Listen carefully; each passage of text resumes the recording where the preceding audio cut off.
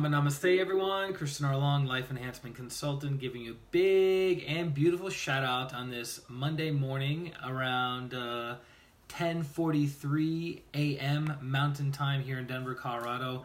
And I wanted to jump on real quick, share some nuggets of truth, nuggets of wisdom, some practical spirituality that you can apply to your life to improve the quality of your life and all those that are in it, which would be all of us. Michelle, Namaste.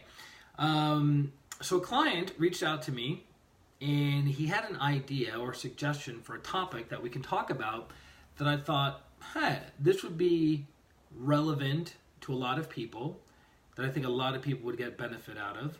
So let's do this. And I actually got this understanding from my teacher, Grandmaster Cho Koksui, that he would teach all over the world in front of tens of thousands, even hundreds of thousands of students in his travels.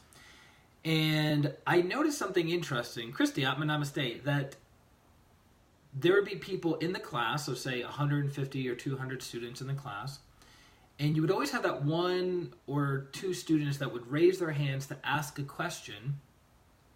And that question was very, very, very, very specific to something that happened in their lives that they needed an answer on. And the likelihood of that question being answered and applying to the entire group was very unlikely. So Grandmaster Cho Koksui's favorite questions were always questions that were general, that by answering that question, it would benefit not just the person asking the question, but everybody else in the class. Those were his favorite kind of questions. So if you asked a question on one of the virtues, right, in Pranic Healing we talk about the 5 major virtues. So if you asked a question, something like, Master, how can we practice more loving kindness and non-injury in our lives? He would just talk, Sabo, Namaste, he would just talk for, Mitch, Namaste, for maybe 10, 15, 20 minutes just on that one question. But if you ask some question about an inner experience that you had in meditation of Master, I imagine I had this beautiful meditation where I was sitting on the back of a unicorn and I was on top of a magic carpet and I was going through these tunnels of brilliant electric violet light. What does it mean? Those are the questions that he didn't like asked in class. Not that he couldn't answer them, but the answering of that question would only apply or would only benefit the one person out of 150, 200 people. It would only benefit them, right? So this particular question that my client asked would benefit a lot of people because I think a lot of us deal with enviousness and jealousy in different areas of our lives, right? We may see a friend or a family member who is succeeding in their career where we're maybe struggling, or maybe they're in a deep, loving relationship and we want to be in a deep, loving relationship, or maybe they're buying a new house, buying a new car. Maybe they're going on trips and traveling and having beautiful experiences that we wish that we could have, right? So there's a level of enviousness and jealousy. So the question was, how do we deal with those in our lives that are envious and jealous of our success, whether it's financial success, career success, Shraddha, Namaste, whether it's health success, spiritual success, and yes, there is such a thing as spiritual success. And Paula, Namaste, what would that look like to have spiritual success, right? It could be something like somebody has been meditating for a period of a year or 5 years or 10 years, and they don't feel like they're making any spiritual progress. Their inner peace isn't increasing, their psychic abilities, their clairvoyant abilities aren't increasing. But then they have a friend who, they have a friend who's new to the path, and their first 6 months of meditating, they're already seeing these, having these amazing visions, and their sensitivity is very acute and very accurate. And so their friend is like, I've been doing this for 5 years and I'm not having those experiences, right? So you can even have spiritual jealousy and spiritual envy. So I want to cover something very interesting about jealousy and envy that hopefully these tips will help you guys move your lives forward. So the first one is, if you come across somebody in your life, Prashant, Namaste, if you come across somebody in your life that is jealous or envious of your success, whether face to face or you kind of catch them talking behind your back, What I would recommend is going up to that person and asking them a very simple question. Paul, John, Sarah, Stacy, whatever the person's name is. Can I ask you a question? And they're going to say, yeah, go ahead. And why would I say, can I ask you a question? Because when you say, can I ask you a question? And they say, yes, you're building a bridge of connection. You're building a bridge of receptivity from you to them. But if you just outright ask the question without building a bridge, the receptivity is not going to be as high as it could be, right? So you always want to ask a question leading into a question. So you say, can I ask you a question? And they say, yeah, go ahead. What's the question? Do you want me to be successful?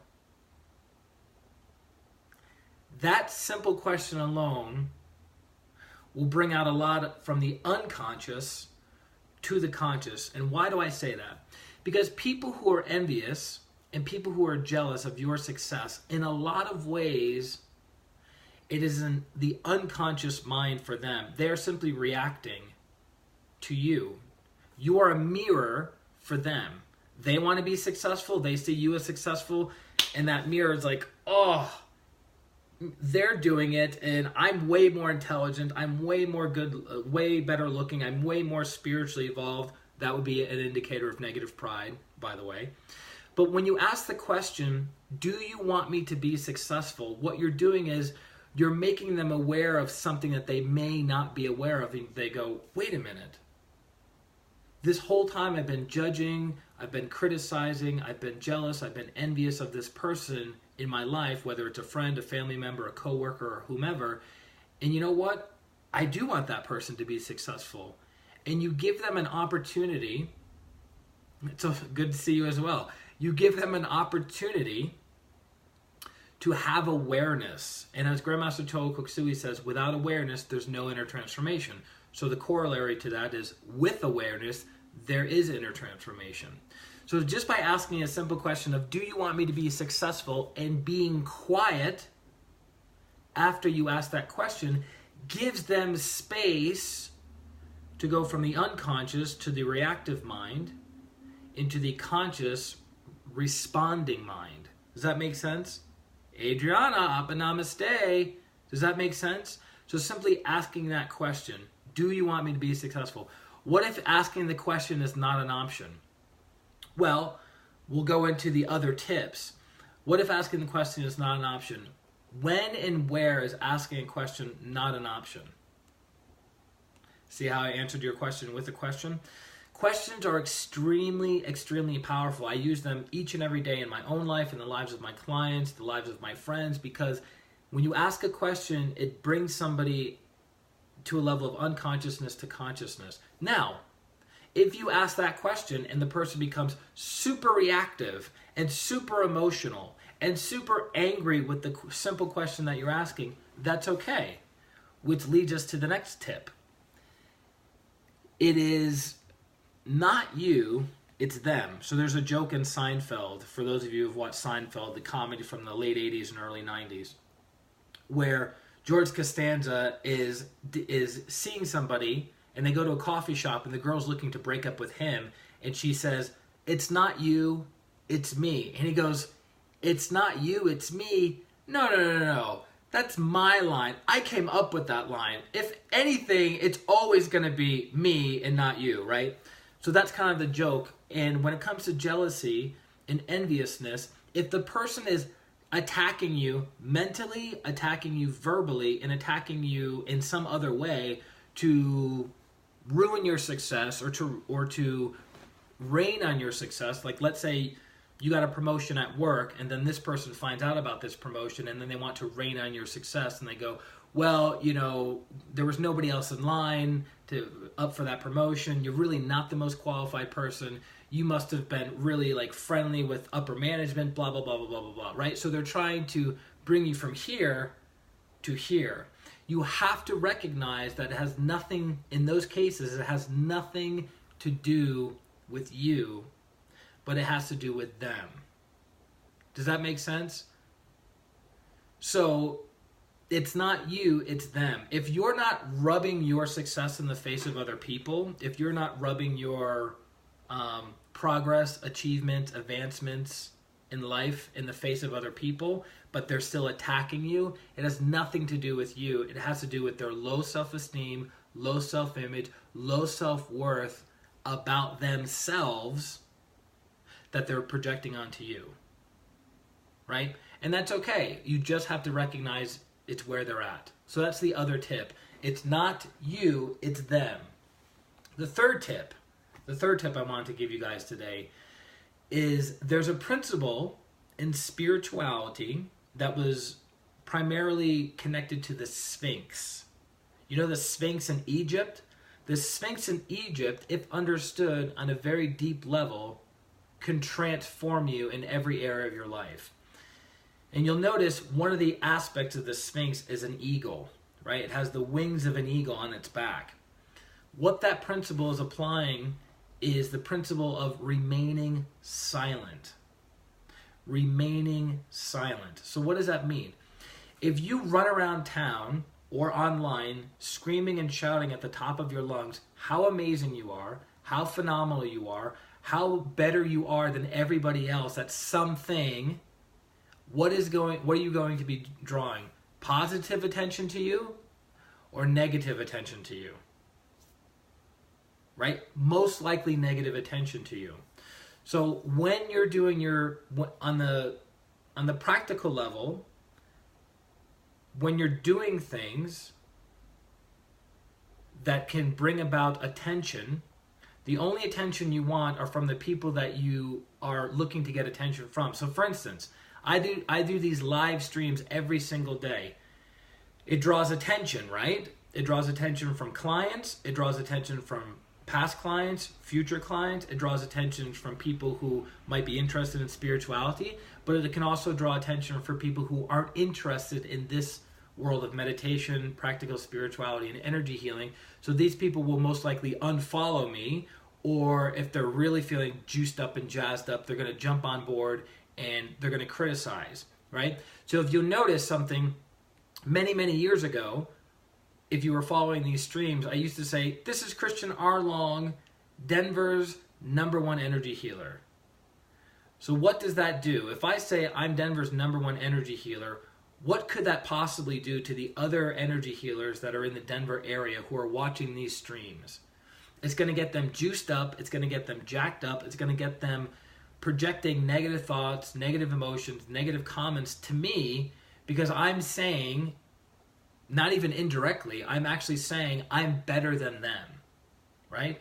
And I wasn't doing it from a point of negative pride necessarily. I was actually doing it from a point of marketing, right? Because people like quick things, they like sharp things, they like clear things. That draws their attention. They go, Denver's #1 energy healer. That's somebody I want to work with. I want to work with the best. I want to work with the #1. Had nothing to do with me necessarily thinking I was better than the other energy healers that were in the Denver market, which is very funny. And I say this with humility, not negative pride, but one of the master pranic healers, we had a joke about this, of me being Denver's #1 energy healer. And she goes, why did you take that title away? You are Denver's #1 energy healer. With humility, I'm saying that with humility, okay? So with stillness comes silence. First, you need to work on stillness. It's not necessarily having to work on stillness. It's having to get clarity as to what you're good at, what you're not good at, which is humility, right? Humility is knowing what you're good at, knowing what your strengths are, and knowing what you're not good at, and what your weaknesses are. So when you put yourself out into the marketplace, you have to recognize that people are going to judge you and criticize you based on where they're coming from. If the person has good self-esteem and good self-image, even if you're more successful than them, they're going to applaud you, right? They're going to celebrate you. So what I recommend is be quiet about your success. Do the work, put yourself out there, whether it's in your health, your wealth, your relationships, your spiritual growth and development, put yourself out there, but don't stand on a soapbox and tell everyone what your plans are. Remain silent. Let your achievements speak for you. You don't have to speak for you. Does that make sense? And so the last one, the fourth principle or fourth point that I want to bring up, that some of you who are curious about reducing the jealousy and envy in your life, is my question to you. And here's a big question, and this is going to start pulling out some stuff from the unconscious into the conscious mind. Are you celebrating the success of other people? And you're like, well, what do you mean? You know how we talk about the law of karma? And if you plant corn, you get corn. You don't get watermelon, you don't get tomatoes, you don't get avocados. You get what you planted. So, if you have a lot of people in your life who are jealous of your success, who are envious of your success, who are trying to, quote unquote, sabotage your success, is it possible that either in this lifetime or previous lifetimes you planted the seed of enviousness and jealousy in the lives of other people? You saw other people happy when you weren't happy, and you were envious of that, or you were jealous of that. You saw other people successful and you weren't successful, so you were envious and jealous of that. You saw other people with happy, joyful, loving relationships, and you didn't have that, so you're envious and jealous of that. Is it possible? Of course it's possible, right? It's called the law of karma, not the opinion of karma. So, my recommendation to anyone and everyone who is dealing with enviousness and jealousy in their lives, in whatever area and category, is to celebrate the success of other people. Celebrate the success of other people. So when you have a coworker who is buying a new car, yes, celebrate it. When you have a friend or a family member who's buying a new house, yes, celebrate it. When you have a friend or family member who's in a deeply loving relationship, yes, celebrate that person's success. Because through the principle of oneness, we are connected. So when that person is succeeding, you're succeeding. When that person is failing, you're failing. When that person is moving their lives forward, you're moving your life forward. Through the principle of oneness.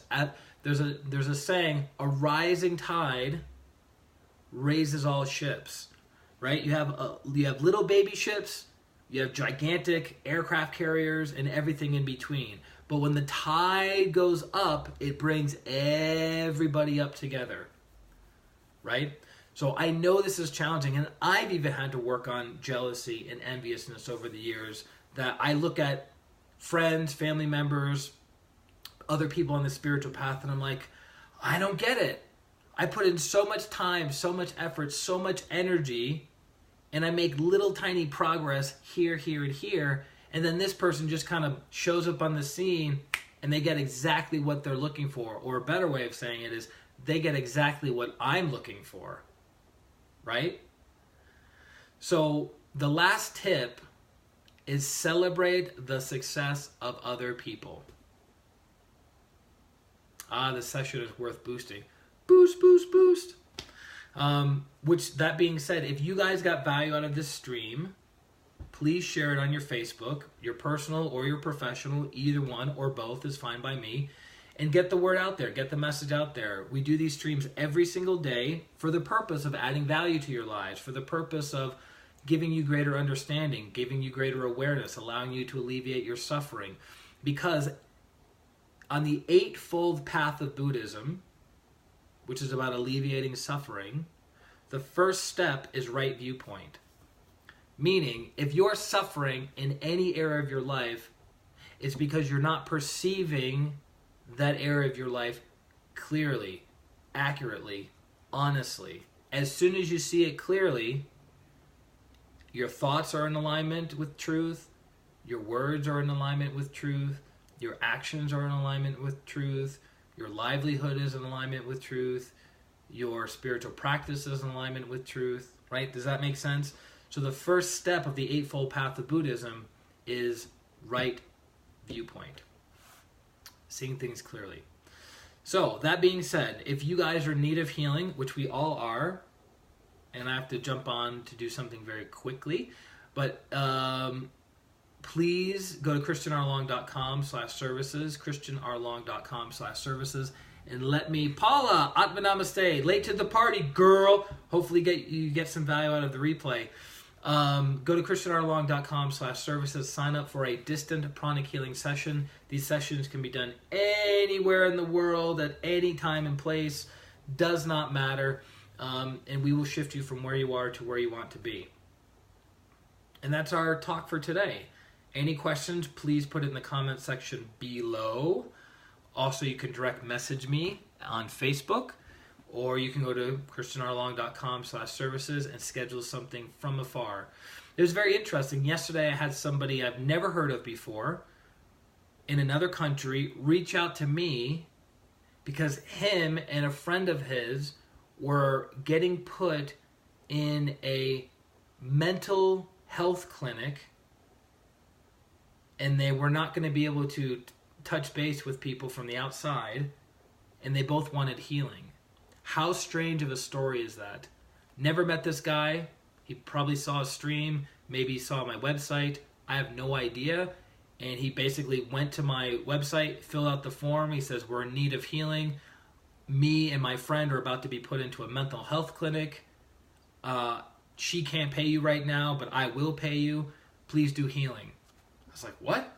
So we did healing yesterday, and then I woke up this morning and he had sent the money. Very strange. But we're all in need of healing at different points in our different points in our lives. I recommend you get healing when your life is like this, so you can keep moving forward faster, versus getting healing when you're at rock bottom and your life is falling apart. I don't recommend getting healing for the first time here. You definitely need healing here, but I recommend you get healing when you're up top, and then you can keep moving your life forward. So, that's it, guys. Love you very, very much. I will catch up with you guys tomorrow at a different time because we mix it up throughout the week. Sometimes we do the live streams during the day, in the afternoon, in the evening, mixing it up, different audiences, different people. So, this is ChristianRLong, Life Enhancement Consultant, wishing you a beautiful day, a beautiful week, and a beautiful life. Atma Namaste. Bye-bye.